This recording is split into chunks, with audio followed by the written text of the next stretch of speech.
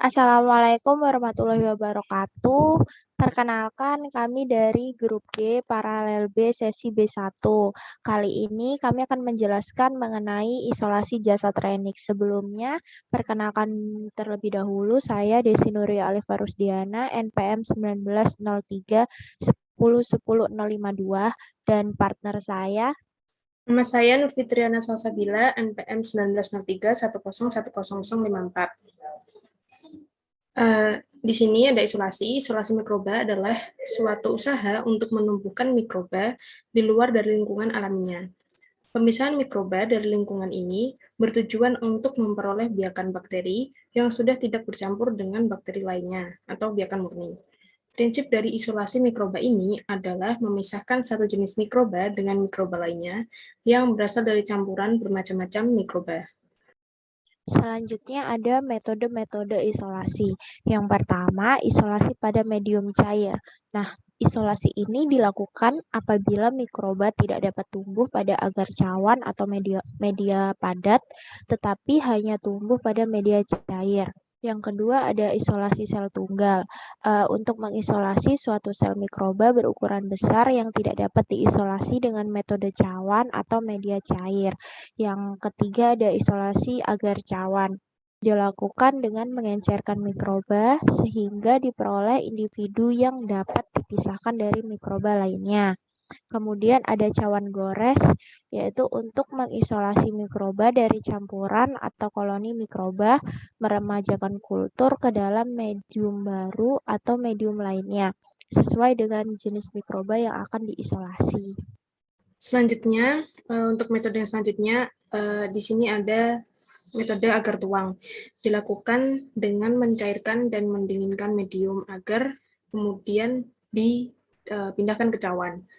Lalu ada metode pengenceran bertingkat, di mana metode ini sesuai dengan namanya, bertujuan untuk memperkecil atau mengurangi jumlah mikroba yang tersuspensi dalam cairan dengan cara melakukan pengenceran. Lalu yang terakhir ada metode agar miring, di mana metode ini menggunakan teknik inokulasi bakteri dengan cara menggoreskan pada permukaan agar yang miring. Selanjutnya ada jenis-jenis media. Di sini ada beberapa contoh aja jenis media. Yang pertama ada media diperkaya, yaitu media yang mengandung komponen dasar untuk pertumbuhan mikroba dan ditambah komponen kompleks. Yang kedua ada media diferensial, yaitu media yang digunakan untuk mengidentifikasi mikroba dari campuran berdasarkan karakter spesifik yang ditunjukkan pada media diferensial.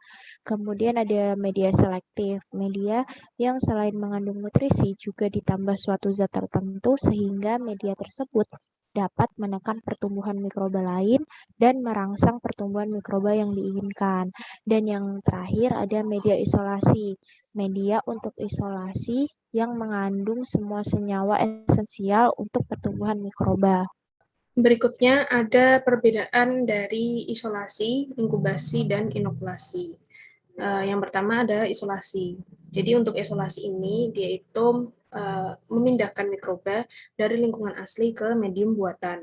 Lalu untuk inkubasi, di sini itu untuk inkubasi adalah perlakuan untuk mempertahankan suhu agar mikroba tetap hidup.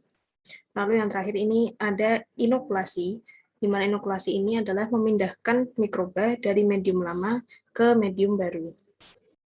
Nah, untuk mengurangi kepadatan mikroba yang diperoleh dari suatu sampel, diperlukan adanya proses pengenceran bertingkat atau serial dilution.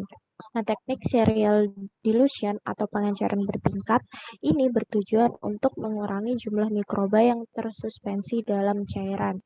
Digunakan perbandingan 1:9 untuk sampel dan pengenceran pertama dan selanjutnya.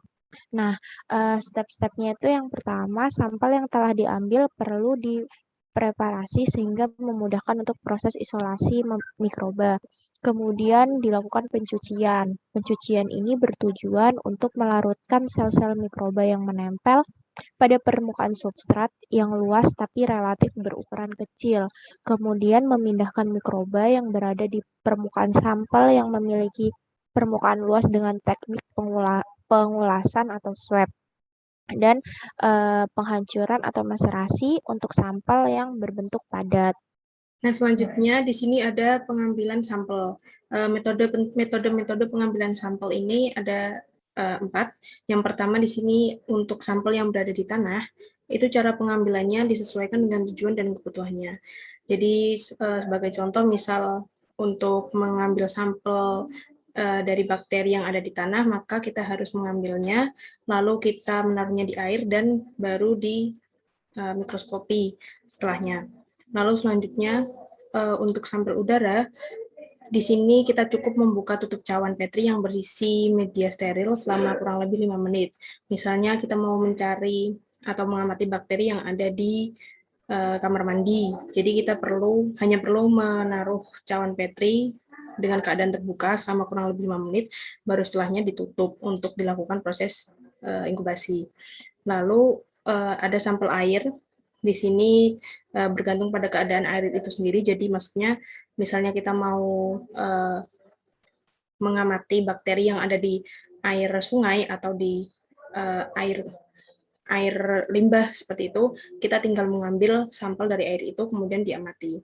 Lalu untuk pengambilan sampel pada suatu permukaan digunakan menggunakan cotton bud steril pada sampel yang memiliki permukaan luas dan sulit dipindahkan. Selanjutnya ada cara mengisolasi dan menanam mikroba. Yang pertama ada namanya spread plate method atau metode tebar. Teknik isolasi dengan cara menginokulasi kultur mikroba secara pulasan atau sebaran di permukaan media agar yang telah memadat. Yang kedua ada strict plate method atau metode gores untuk menyebarkan sel-sel bakteri tidak hanya pada permukaan medium agar saja, melainkan sel terendam dalam medium sehingga terdapat sel yang tumbuh di permukaan agar yang kaya dengan oksigen. Kemudian ada pour plate method atau metode tabur untuk mengisolasi mikroorganisme dari campurannya atau meremajakan kultur ke dalam medium baru. Berikutnya ada macam-macam goresan metode cawan. Di sini disebutkan ada 3 macam goresan, yaitu yang pertama ada sinambung. Dari gambarnya bisa dilihat untuk goresan dari bentuk sinambung ini, umumnya goresan bentuk sinambung ini digunakan untuk peremajaan kecawan atau medium baru. Lalu selanjutnya ada bentuk T. Ini biasanya digunakan untuk mendapatkan koloni tunggal dengan membagi wilayah goresan menjadi 3. Lalu selanjutnya yang terakhir ada kuadran. Dibagi 4 kuadran seperti yang terlihat pada gambar. Nah, di sini hampir sama dengan goresan T, tetapi dibagi wilayahnya menjadi 4 wilayah atau 4 kuadran. Selanjutnya ada koloni bakteri. Nah, koloni bakteri itu sendiri merupakan sekumpulan dari bakteri-bakteri yang sejenis untuk mengelompok menjadi satu dan membentuk koloni-koloni. Nah, untuk mengetahui pertumbuhan suatu bakteri dapat dengan menghitung jumlah koloni bakteri. Perhitungan suatu koloni dapat dilakukan dengan metode tuang atau pour plate.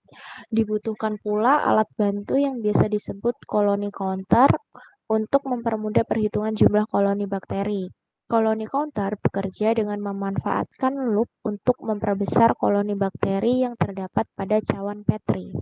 Sebelum melakukan identifikasi bakteri, terlebih dahulu melakukan sterilisasi alat, kultur bakteri, dan pemurnian bakteri.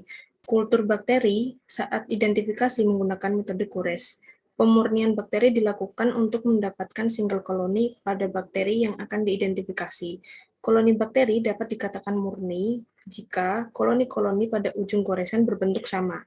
Jika masih terdapat koloni yang berbeda pada ujung goresan, maka perlu dilakukan goresan ulang pada setiap koloni-koloni yang berbeda sampai diperoleh koloni murni. Kemudian ada faktor yang mempengaruhi percobaan isolasi jasad renik. Yang pertama ada teknik pengambilan sampel. Nah, saat pengambilan sampel harus diperhatikan karena dapat mempengaruhi spesies lainnya.